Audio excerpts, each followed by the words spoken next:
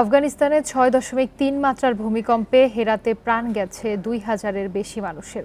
আহতের সংখ্যা ৯,০০০-এর বেশি। মৃতের সংখ্যা আরও বাড়তে পারে বলে আশঙ্কা করা হচ্ছে। দুর্গতদের জন্য আন্তর্জাতিক সম্প্রদায়ের কাছে সহায়তার আহ্বান জানিয়েছে তালেবান সরকার। কয়েক দশকের যুদ্ধবিধ্বস্ত আফগানিস্তানের ওপর প্রকৃতিও যেন রুষ্ট। একের পর এক দুর্যোগে ঘটছে প্রাণহানি। ২০২২ সালের জুনে ৫.৯ মাত্রার ভূমিকম্পে প্রাণ যায় ১,০০০-এর বেশি মানুষের। পুরোপুরি ধ্বংস হয়ে গেছে এলাকার ২,০০০ স্থাপনা।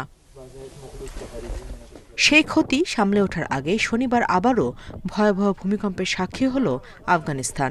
৬.৩ মাত্রার ভূমিকম্পে কেঁপে ওঠে পশ্চিমাঞ্চলের সবচেয়ে বড় শহর হেরাত। সময় যত গড়াচ্ছে ততই বাড়ছে প্রাণহানির সংখ্যা। ভূমিকম্পটির উৎপত্তিস্থল ছিল শহরটি থেকে ৪০ কিলোমিটার উত্তর পশ্চিমে। মার্কিন ভূতাত্ত্বিক জরিপ সংস্থা জানিয়েছে, শক্তিশালী ভূমিকম্পের পরের পরাঘাতগুলোর মধ্যে একটির মাত্রা ছিল ৬.৩। ১ ঘণ্টা ধরে কিছুক্ষণ পরপরই অনুভূত হয় পরাঘাত। এ সময় হেরাত ও এর আশেপাশের বাসিন্দাদের বাড়িঘর ছেড়ে নিরাপদ আশ্রয়ের খোঁজে ছোটাছুটি করতে দেখা যায়। বিশ্ব স্বাস্থ্য সংস্থা জানিয়েছে, হেরাতের ১২টি গ্রামের ৬ শতাধিক ভবন পুরোপুরি বা আংশিক ক্ষতিগ্রস্ত হয়েছে। ক্ষতিগ্রস্ত পরিবারের সংখ্যা ৬ শতাধিক।